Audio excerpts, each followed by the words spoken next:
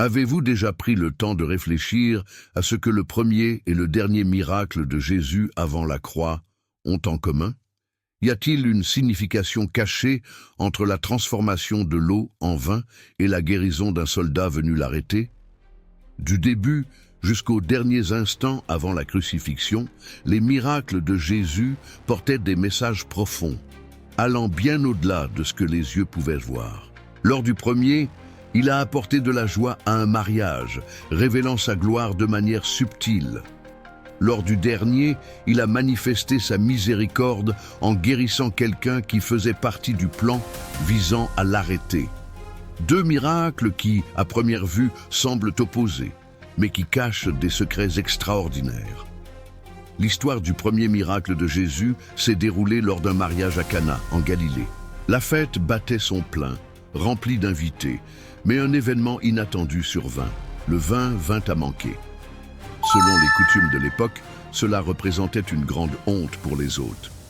Marie, la mère de Jésus, remarqua la situation et, connaissant le pouvoir de son fils, dit « Ils n'ont plus de vin ».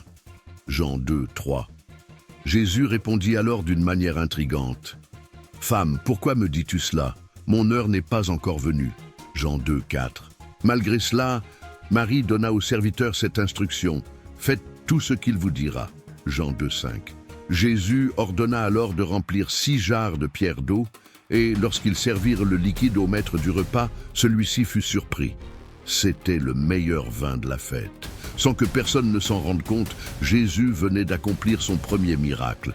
Mais pourquoi ce miracle était-il si significatif? Tout d'abord, il montrait que Jésus n'était pas venu seulement pour prêcher et guérir, mais aussi pour restaurer et apporter la joie.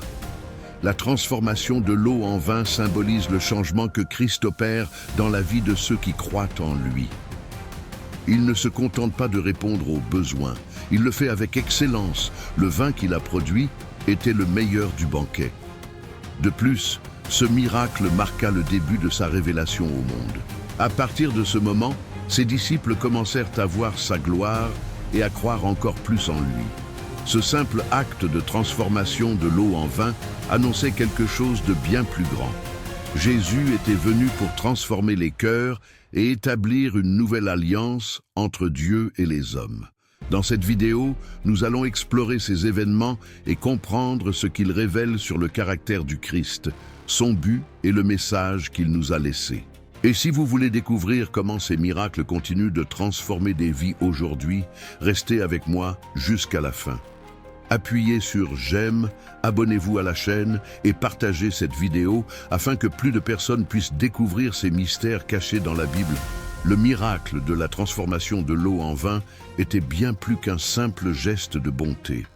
Il marqua le début du ministère de Jésus et révéla sa gloire d'une manière inattendue. Jusqu'à ce moment-là, Jésus n'avait accompli aucun signe public. Il était déjà connu comme un grand maître, mais il n'avait pas encore manifesté son pouvoir surnaturel. En réalisant ce miracle, il ne s'est pas contenté de répondre à un besoin immédiat. Il a révélé quelque chose de bien plus grand. Le royaume de Dieu était arrivé.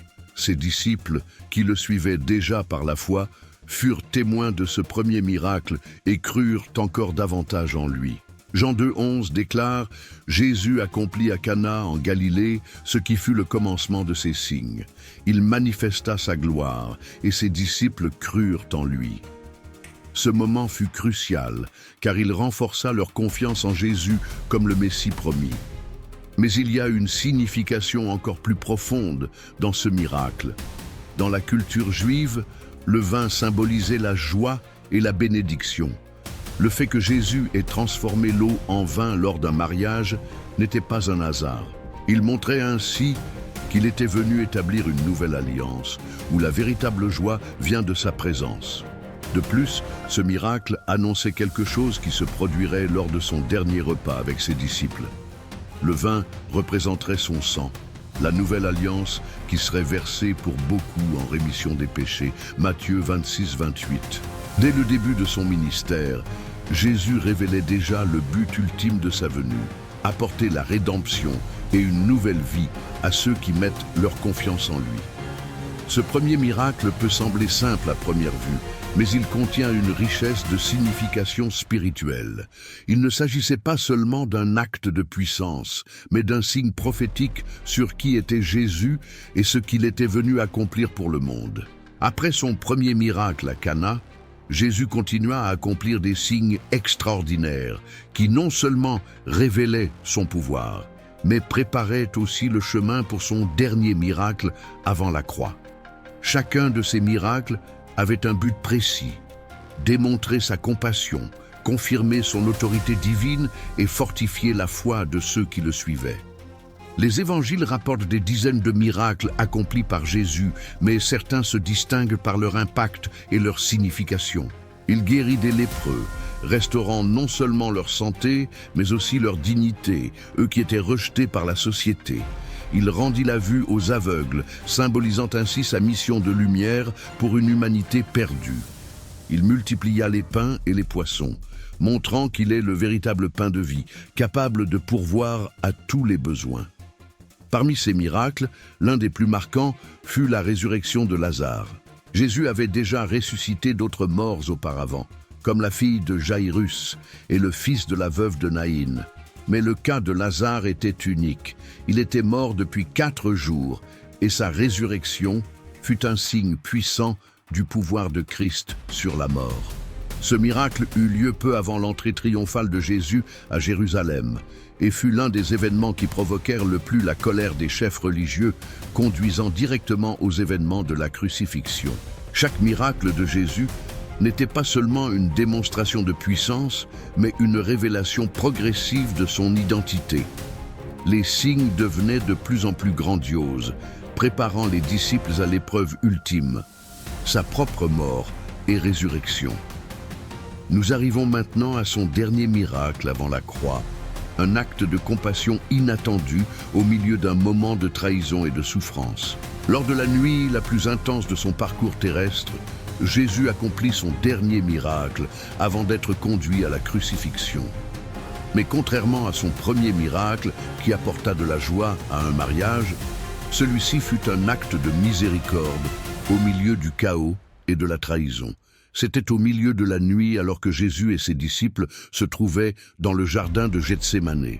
Après des moments d'intense prière, un groupe de soldats et de serviteurs des chefs religieux arriva pour l'arrêter, mené par Judas Iscariote. L'atmosphère était tendue, les disciples étaient confus et effrayés. C'est alors que Pierre, impulsif et prêt à défendre son maître, dégaina une épée et trancha l'oreille de Malchus, un serviteur du grand prêtre. La réaction de Jésus fut surprenante. Au lieu d'encourager la lutte, il dit « Remets ton épée à sa place, car tous ceux qui prennent l'épée périront par l'épée. » Matthieu 26, 52. Puis, dans un geste d'amour et de compassion, il toucha l'oreille de Malchus et la guérit. Luc 22, 51. Ce miracle, bien que simple en apparence, porte un message profond.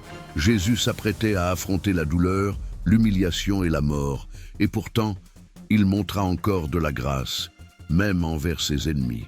Il n'était pas venu établir un royaume par la force, mais par l'amour et le sacrifice. Ce fut son dernier miracle avant la croix. Alors que Pierre tenta de résoudre la situation par la violence, Jésus montra que sa mission était totalement différente. Il était venu pour guérir, restaurer et offrir la rédemption même à ceux qui étaient contre lui. Quelques heures plus tard, il serait flagellé, humilié et crucifié. Mais jusqu'au bout, il resta fidèle à son message d'amour et de miséricorde. Le premier et le dernier miracle de Jésus avant la croix sont profondément liés.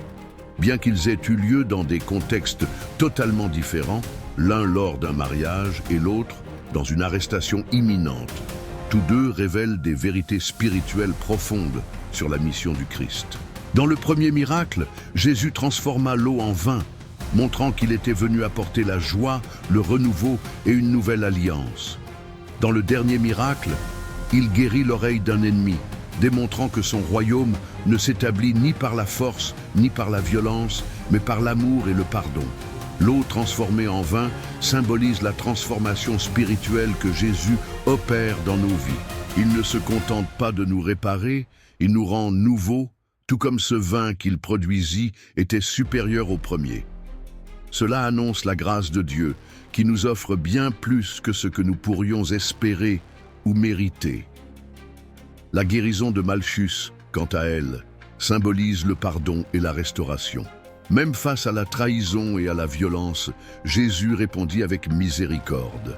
Ce miracle est un puissant rappel que tandis que le monde tente de résoudre les conflits par la violence et la vengeance, Christ enseigne la voie du pardon et de la paix. De plus, un détail intéressant apparaît. Lors de son premier miracle, Jésus déclara « Mon heure n'est pas encore venue ». Jean 2,4, indiquant que son sacrifice était encore lointain. Mais lors de son dernier miracle, son heure était enfin arrivée. La croix était proche et il était prêt à accomplir son ultime mission, offrir sa vie pour la rédemption de l'humanité. Maintenant, alors que nous méditons sur les miracles puissants de Jésus, le premier, où il transforma l'eau en vin, et le dernier, où il guérit l'oreille de Malchus, le soldat, nous ne pouvons ignorer la profondeur de son amour et de sa mission. Le commencement et la fin de son ministère révèlent une vérité immuable. Jésus est venu restaurer l'humanité et inaugurer une ère nouvelle de grâce et de salut pour nous tous. Et maintenant, je vous invite à prier avec moi, à ouvrir votre cœur et à vous abandonner à la transformation que lui seul peut offrir. Faites cette prière avec moi, de tout votre cœur. Unissons-nous dans la foi et laissons la puissance de Dieu agir dans nos vies. Prions. Seigneur, je crois que tu es venu pour inaugurer un nouveau temps de grâce et de transformation pour moi et pour tous ceux qui croient en toi. Et c'est avec foi que je viens devant toi maintenant, te demandant que ta grâce et ta puissance transforment ma vie. Comme tu as transformé cette eau en vin, je me remets à ta volonté. Jésus, comme le vin symbolise la joie et la bénédiction de Dieu, je veux que ta joie règne dans mon cœur, que je puisse expérimenter cette transformation de l'intérieur. Je sais que, tout comme le bon vin a été réservé pour la fin, tu as quelque chose d'encore plus merveilleux préparé pour ma vie. Je m'abandonne à ta grâce, sachant que tu as le pouvoir de me renouveler. Seigneur, je veux vivre dans l'obéissance, comme les serviteurs à Cana, en faisant tout ce que tu me dis. Je te demande la force de te faire confiance, même lorsque je ne comprends pas tous les plans, et d'avoir foi en ta sagesse divine. En cet instant, je te demande aussi pardon, Seigneur, pour toutes les fois où je ne t'ai pas obéi, pour toutes les fois où j'ai failli à suivre tes enseignements. Je te rends grâce, car je sais que tout comme tu as guéri Malchus, même face à la trahison, tu es fidèle pour nous pardonner. Je te prie pour que ma vie soit remplie de pardon, de miséricorde et d'amour, comme tu l'as démontré jusqu'au dernier instant. Je crois, Jésus, que ta mission ne concernait pas seulement ceux qui étaient autour de toi, mais nous tous. Et aujourd'hui, j'accueille ta grâce dans mon cœur. Seigneur, restaure-moi, transforme-moi et aide-moi à vivre comme un reflet de ton amour et de ta miséricorde. Je te demande, Seigneur, que ton Saint-Esprit me fortifie afin que je vive selon tes enseignements et que chaque jour je cherche à imiter ton exemple d'amour, de pardon et de foi. Que la transformation que tu as opérée lors de cette noce et le pardon que tu as manifesté cette nuit de trahison s'accomplissent aussi en moi. Merci, Jésus, d'être venu dans le monde pour restaurer tout ce qui était perdu. Je sais que ton œuvre à la croix fut le plus grand de tous les miracles, et c'est grâce à elle que je suis sauvé et que j'ai l'espérance. Je remets ma vie entre tes mains. Au nom de Jésus, je prie. Amen. Si tu ressens que cette prière peut toucher ton cœur et la vie des autres, partage-la avec ceux qui ont aussi besoin de la grâce transformante du Christ. Il est ici, prêt à nous renouveler, comme il l'a fait avec cette eau, et à guérir nos cœurs, comme il l'a fait pour Malchus.